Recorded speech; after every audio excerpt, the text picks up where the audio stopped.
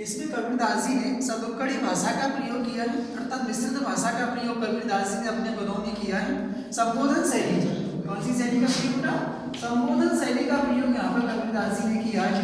संबोधन शैली प्रयुक्त हुई है कबीरदास जी की यहाँ पे। तत्सम तद्भव देशा शब्दों का प्रयोग हुआ है। इनकी जो भाषा है उसमें तत्सम तद्भव देशा शब्दों का प्रयोग भी कबीरदास जी के द्वारा हुआ है। अलंकारों का प्रयोग हुआ है जो मैं आपको बताता चलूंगा, जैसे जो भी अलंकार आएगा पद में वो आपको बता दूंगा। अब देखो हम पाठ शुरू करते हैं भैया पद का। हम तो एक एक कर जाना, कबीरदास जी कहते हैं कि हमने तो ये अच्छी तरह से जान लिया है कि वह ईश्वर सर्वव्यापक है, अगर अर्थात वह परमात्मा एक ही है। दो ही कहें तिन ही को दो जग जिन नाहिन पहचाना, अर्थात जो लोग उस परमात्मा को दो रूपों में मानते हैं, अर्थात वो उस परमात्मा को आत्मा परमात्मा के रूप में, जीव ब्रह्म के रूप में जो मानते, अलग अलग रूपों में, दो ते नहीं दो ही कहें, दो जो उन्हें दो रूपों में मानते हैं, उस परम तत्व को दो रूपों में मानते हैं, आत्मा परमात्मा जीव ब्रह्म के रूप में जो लोग मानते हैं, तिन ही को दो जग, वो लोग उस स्वर्ग और नरक का भेद करना नहीं जानते। जिन नाहिन पहचाना, उन्होंने उस परमात्मा को ठीक प्रकार से नहीं पहचाना है, अर्थात वो लोग उस स्वर्ग नरक का भेद करना जानते हैं, अर्थात वो उस स्वर्ग और नरक को दो अलग अलग रूपों में मानते हैं। जो ये मानते हैं कि परमात्मा के अलग अलग रूप हैं, उसे जीव और आत्मा के रूप में, आत्मा परमात्मा के रूप में, जीव और ब्रह्म के रूप में जो अलग अलग मानते हैं, उन्होंने उसको नहीं पहचाना है। एक है पवन, कबीरदास जी कहते हैं इस संसार में एक ही तो वायु है। एक है पवन, एक ही पानी, कबीरदास जी कहते हैं कि इस संसार में एक ही तो वायु है, एक ही हवाएं, एक ही पानी और एक ही जल है। एक ही पानी, एक है ज्योति समाना, और संपूर्ण संसार में एक ही ज्योति उस परमात्मा की व्याप्त है। एक है खाक गढ़े सब गाढ़े, अर्थात सभी एक है खाक, खाक माने मिट्टी, अर्थात सभी एक ही मिट्टी से बने हुए भाड़े माने बर्तन हैं। कबीरदास जी कहते हैं कि सभी घड़े जो हैं वो एक ही मिट्टी से बने हुए हैं। एक है कोहरा साना, और सभी को उन्हें एक ही कुम्हार के द्वारा बनाया गया है। कबीरदास जी कहते हैं कि एक है खाक गढ़े सब गाढ़े भाड़े, अर्थात सभी जो बर्तन हैं वो एक ही मिट्टी से बने हुए हैं। एक है कोहरा साना, और इन सबको एक ही कुम्हार के द्वारा बनाया गया है, अर्थात इस संसार का जो रचनाकार है, इस संसार को बनाने वाला जो परमात्मा है वो एक ही है।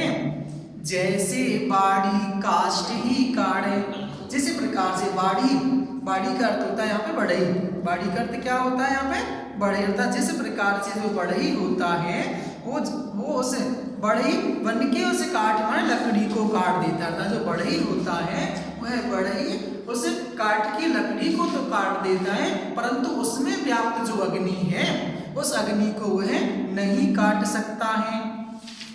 सब घट अंतर तू ही व्यापक, कबीरदास जी कहते हैं कि ये परमात्मा तू सभी के हृदय में, प्रत्येक मनुष्य के हृदय में तू ही व्याप्त है, तू ही विराजमान है। धर स्वरूप है सोई, और तू ही भिन्न भिन्न प्रकार के रूप धारण करता है। कबीरदास जी कहते हैं कि वह परमात्मा संसार के प्रत्येक जीव में उसी प्रकार से व्याप्त है, जिस प्रकार से जो काष्ठ होता है अर्थात जो बढ़ई होता है वह वन की लकड़ी को तो काट देता है, परंतु उसमें व्याप्त अग्नि को नहीं काट पाता है। माया देख के जगत लुभाना, अर्थात कबीरदास जी कहते हैं कि इस संसार को देख करके मनुष्य तो मोहित हो गया है। इस जीव, जो जीव है वो इस जीव माया को देख करके जो मोहित हो गया है। काहे नर गर्वाना, अर्थात हे मनुष्य तू इस पर तू क्यों घमंड करता है, इस पर तू क्यों इतना अहंकार करता है। निर्भय भया कछु नहीं व्यापे, कहे कबीर दीवाना, अर्थात कबीरदास जी कहते हैं कि वह तो भगवान के प्रेम में मस्त हो गया है और उसे माया बिल्कुल भी नहीं व्यापती है, अर्थात वो तो निर्भय निडर हो गया है उस पर माया का कोई प्रभाव नहीं पड़ रहा है। यहाँ पे कबीरदास जी ने जो अलग अलग भाव है, जो परमात्मा सभी में व्याप्त, कवि ने यहाँ जो भाव, इस पद का जो भाव प्रकट किया है वो ये किया है कि जो परमात्मा है वह सभी में विराजमान है, सभी पदार्थों में वो मौजूद है, परंतु मोह माया की वजह से जीव उसको नहीं पहचान पाता है। वह परम तत्व के ज्ञानी को ऐसा ब्रह्म जो, लेकिन जो मनुष्य उस परम तत्व को पा लेते हैं, जो ब्रह्म के ज्ञान को पा लेते हैं, उन्हें माया किसी भी प्रकार से नहीं सताती है। इसमें देखो एक है खाक, एक पंक्ति आई है, एक है खाक गढ़े सब गाढ़े का कोरा साना, अर्थात यहाँ तक कोरा साना में बेटा रूपक युक्ति अलंकार का प्रयोग हुआ है। रूपक अलंकार वैसे कह दो, रूपक अतिशयोक्ति अलंकार का, रूपक अतिशयोक्ति अलंकार का प्रयोग हुआ है इस पंक्ति में। रूपक अतिशयोक्ति अलंकार का प्रयोग कवि ने किया है।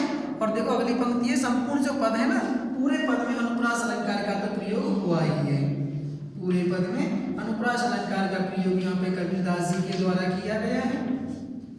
पूरे पद में कबीरदास जी ने, अर्थात पूरे पद में अनुप्रास अलंकार का प्रयोग हुआ है। एक बात और देख लें जल्दी जल्दी, हम तो एक एक कर जाना। कबीरदास जी कहते हैं कि हम तो ये भली प्रकार से जान गए हैं कि वह परमात्मा है, वो सर्वव्यापक है, सभी जगह विद्यमान है। दो ही कहें तिन ही को दो जग, और जो उसे दो रूपों में मानते हैं, जो अलग अलग जीव परमात्मा परम ब्रह्म के रूप में, जो अलग अलग स्वर्ग नरक के रूप में जो लोग मानते हैं, उन्होंने उसको नहीं पहचाना है। संसार में एक ही हवा है, एक ही पानी है, और सभी में एक ही ज्योति उस परमात्मा के व्याप्त है। एक है खाक गढ़े सब गाढ़, अर्थात सभी एक ही मिट्टी से बनाए हुए बर्तन हैं, जिसे किसी एक ही कुमार के द्वारा बनाया गया है। अर्थात ये जो संसार है, ये जो संसार है, इसका रचनाकार एक ही है, वो परमात्मा ही है।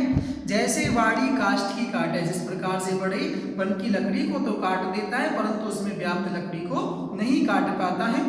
सब घट अंतर तू ही व्यापक धरे स्वरूपे सोई, कबीरदास जी कहते हैं परमात्मा सभी के अंदर तू ही विद्यमान है।